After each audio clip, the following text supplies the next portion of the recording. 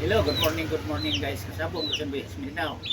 Isa ka ba mahilig mag-alaga ng mga manok na ginagawa mo mga panglaban? Ito sa umaga na ito ngayon, subaybayan mo lang, tapusin mo ang aking videos. Kasi dito ituturo ko sa iyo kung paano tayo mag-breed na hindi tayo lugi mula day old pa lang ang pang-alaga natin hanggang sa huli nating pinalaban. Bago ko ipagpatuloy kasabong, magpasalamat muna ako sa inyong lahat sa nag-subscribe na sa akin. Thank you sa inyo sa pag-subscribe sa aking channel, YouTube Kalyaw Kasong TV, sa aking mga followers, sa aking mga viewers. Thank you sa inyo sa pagsubaybay sa pagpanood sa aking i-upload dito sa aking channel Kalyaw Kasong TV na tungkol sa pag-alaga ko ng manok. Kasabong ito na bibigyan ko na kayong sample, di ko na patagalin pa, ituturo ko na sa inyo mga kabaguhan para sa inyong mga kabaguhan lang. Katulad nito, ang ama nito, pinagparis-paris ko muna ang linyada na Boston Sweater at saka Husky. Ito siya, ang anak na Talisay. Ito siya, Blue Legs o kaya maging Green Legs lang, dalawa lang kalabasan sa kulay sa paa nito. Ito ipapaliwanag ko sa inyo mga baguhan pa lang na kung ang mamanukin natin, ang gawin nating materialis, gawin nating inahin o lalaki na kukunan natin ang gagawin nating palakin mga panglaban. Kung linyada nga hindi nagaling sa mga linyadang nagpanalo, winning line kung tawagin. Sa totoo lang, luging-lugi tayo dyan, kasabong pinagdaanan ko na yan. Kasi katulad nito, pinaghirapan ko mula sa pagparis-paris sa kanila yung materialis kong lalaking babae hanggang naging nangingitlog hanggang naging sisiw ito.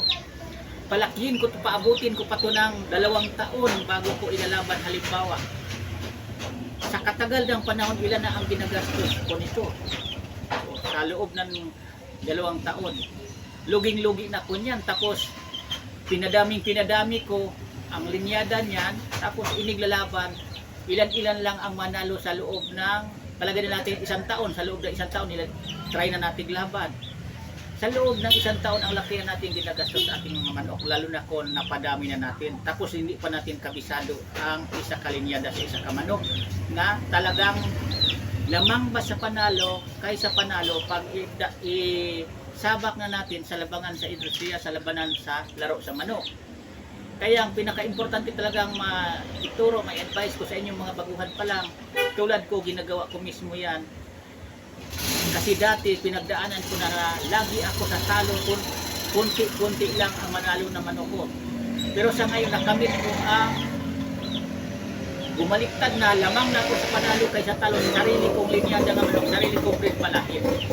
Gawa ng pinagparis ko, ang totoo talaga nga nanggaling na babae sa nagpanalo nga linyada sa isa ka manok. Tapos ang lalaki din, ginagamit ko yung mga nagdaan nagpanalo, 3 times winner, nanalo ng pangatlo o 2 panalo. Yan ang pinaris ko sa inahin ko na ang pinagalingan din sa ama, nagpanalo din. Kasi nasa linyada, sa totoo sa manok talaga, kasabong lalo kayong mga baguhan pa lang, hindi nyo kabisado. Sinabi ko naman sa inyo, ulit-ulitin ko to sa inyo, wala sa hitsura, sa kapugian sa manok ang ipapanalo natin pagdating sa labanan sa manok. Ang pananalo yan, nasa dugo yan, nasa isa ka pamilihan, sa isa ka manok, na talagang linyada sila nga lamang sa panalo kaysa talo. Yan totoo. May ilan-ilan man na manok lang, kahit hindi linyada din mananalo, ito din, naobserbahan ko rin, pinagdaanan ko. Kung swertihin talaga tayo mananalo yan. Pero sa 1 taon, sa 1 buwan, halimbawa, hindi naman lagi tayong siniswerte. Minsan-minsan lang tinawag swerte. Sa 1 buwan, mabuti na lang swertihin ka ng 2 bisis, 3 bisis. Hindi mo maiswerte 1 buwan. Kaya ang asahan natin, ang manok na linyada talaga nga manalo. Kasi kung ang mga minamanok natin nga linyada hindi manalo, luging-lugi tayo dyan sa ginagastos natin. Bukod na ginagastos natin, pag i-out natin, magbibinta tayo, hindi kaano mabili ang manok nga hindi kabisado sa kapwa nating magsasabong nga linyadang ginagamit nating nagpanalo. Tulad ko, halimbawa kayo, yung mga kulay ko nga mga talisay, mga gris, sa totoo lang, mabilis sa akin.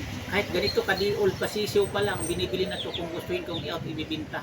Pero hindi ko pwedeng nagbigay sa kanila na nag-order mga ganito sa akin. Kasi timbulot to ngayon sa totoong buhay, manghinayang ako sa aking ganito kalaking mga sisiw, mapunta lang lalo sa baguhan pa lang, di pa kabisado kung paano nila alagaan, lalong matamaan ng sakit na bulutong, paano gagamit ang bulutong o kaya yung sakit na tinag-og sipon na sa loob. Ako pinagdaanan ko na yan dahil sinasabi ko naman sa inyo, nakapag-seminar ako mismo tungkol sa pag-alaga sa manok, kung konting mga sakit-sakit lang, kayang-kaya ko yung gagamutin, lalo na ang bulutong. Napatunayan ko na yan kasi may binubulutong na ako, kinukontin ko na yan, napagaling ko lang dahil sa pagsubo ko ng pamintang buo. Huwag nyo na lang na haluan, lagyan ng suka dahil magiging adobo na yan, maging ulam nyo na yan.